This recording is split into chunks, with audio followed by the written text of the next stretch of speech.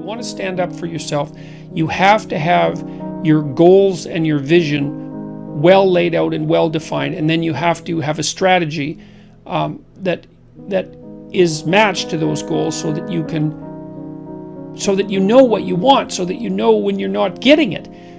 Otherwise, you're left with a vague sense of dissatisfaction and resentment, and that's a very, very difficult thing to articulate. And if you can't articulate it, then you can't negotiate. If you know what you want and you know why, then you can make a case for yourself. Okay, so let's assume now that you've laid out a vision and a counter vision, which the Future Authoring Program also helps you do, so you know what kind of hell you want to avoid that you might drift into if you were too agreeable for the rest of your life. That would be a hell that consisted mostly of people taking advantage of you all the time and you feeling resentful and bitter about it. Not something I would recommend. See, I think that women are agreeable because it helps them deal with infants, but it's not a great temperamental strategy for dealing with complex organizations in the adult world. So I think it's a price that women pay for also being adapted to have plenty of patience for very young children. And then you have to overcome that to some degree to put yourself forward properly in more complex hierarchies of accomplishment. So I would say once you have your vision established, your vision for the future, and your counter vision, so you're afraid of what will happen if you don't stand up for yourself, then you need to consult your resentment. Because if you're resentful about something, as far as I can tell, there's generally only two reasons. One is you should grow the hell up and quit whining. So you got to find out first if you're just feeling sorry for yourself, and you can think that through, make a pro and con case, and you can talk to somebody that you care about that. I'm not assuming that that's the reason, but that's one potential reason. If you're not merely feeling sorry for yourself, then you probably have something to say and something that you need. And you need to figure out what that is, and then you have to develop a strategy to put that forward. I've seen lots of people in my personal life and in my private practice not get what they want because, well, A, they don't specify it, and B, they don't ask for it. And if you're negotiating, say, for a raise or for a promotion and so forth, you have to put yourself forward. You need to tell the person you're working for why you should be treated with more consideration or respect, or have more resources devoted to you, or more authority shifted to you. And you have to make a case for that, a compelling case, so that they have a reason to attend to you. And they're not going to notice, because most managerial types are so overloaded with work that they never notice when anything's going right. They just notice the things that are going wrong. So you need to make a plan. You have to have a strategy that goes along with that plan. You have to have articulated arguments for why a certain form of treatment is appropriate to you. And then you have to have the courage to put that forward. And I guess you have to remember that you owe yourself as much as you owe other people. You have to take care of yourself like you take care of other people. And that's a moral duty. And if you practice that, you can do it. And a lot of that's also associated with telling the truth. You know, you don't have a better friend than the truth, even though it can be very harsh in the short term.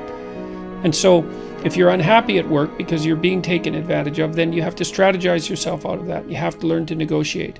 And a lot of that also means that you have to overcome your hesitancy to engage in conflict. And you got to think about it this way. Negotiation and conflict are somewhat indistinguishable. And it's easy moment to moment to avoid negotiation and conflict, but you pay a terrible price for it in the medium to long term. It's better to face the conflict forthrightly in the present and make peace for the medium to long term. And there's courage in that. So that's the other thing I would say is gird up your loins and allow yourself to act courageously and truthfully. One of the things you deal with very commonly if you're a clinical psychologist, apart from depression and anxiety, is, well, behavior therapists offer assertiveness training. And now, the people who need assertiveness training are often people who are too agreeable, compassionate, polite by temperament. Now, the problem with that is that they let people walk all over them because they don't stand up enough for themselves. And the consequence of that is they get resentful, and then they get bitter, and then they get conniving, and then they'll mob.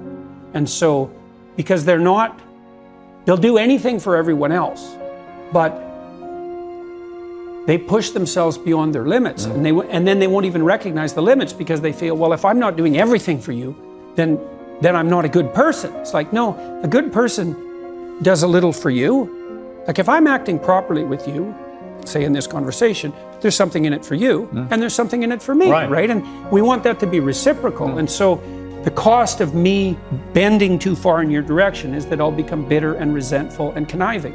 And resentment is an unbelievably toxic state of being. It starts out with the admission that life is brutally difficult and sometimes unbearably brutally difficult. And you can see the progressives playing with that notion. It's warped into this sense of victimization, but it does reflect some understanding of the underlying tragic reality of life. And so it's good to get that right out on the table to begin with. Say, well, you're miserable, you have your reasons, and they might be deep reasons. But if you let the misery demoralize you and make you bitter and cynical and cowardly and make you withdraw, then first of all, that's a failure in the highest sense on your part, and all it's going to do is make everything worse. And then you might think, well, what do you have to respond to that? How do you respond to that catastrophe and challenge? And the answer is, and this is what Rocky is telling his son in no uncertain terms, is like, terrible as things are, there's a lot more to you than you can possibly imagine. And that if you face those things forthrightly and with some faith and courage, then you can have the adventure of your life and prevail even over catastrophe. One of the advantages to having the computational power we have is that everything is at your fingertips. And the disadvantage is that everything's in your face. And by everything, it might be 40 million pornographic images. Like that's a lot. Or an endless array of tragic scenarios. And really endless. And so that's a problem. And the fundamental problem is, how do you handle the fire hose of information? And no one really knows the answer to that. But we should also point out that it's no wonder that young people are demoralized and anxious, because we're doing everything we can to demoralize them and make them anxious. So on the masculine front, we tell young boys that, well, the world's a terrible patriarchal tyranny, and all of that patriarchal tyranny, which is the whole explanation for history, has done nothing but oppress and exploit people and destroy the planet. And so that any manifestation of that masculine impulse on your part is equivalent to the world-destroying force. I hope to encourage people. Other than that, I want to see what happens. I want to say what I believe to be true as clearly and carefully as I possibly can, and I want to see what happens as a consequence. And what people don't understand about that, in some sense, is your happiness. The purpose of your life is not going to be happiness. Sometimes it is. Sometimes that will come. But there will be difficult periods in your life, and happiness won't suffice then. But what you can have in your life is an adventure. You can have an adventure. And the truth is the best adventure.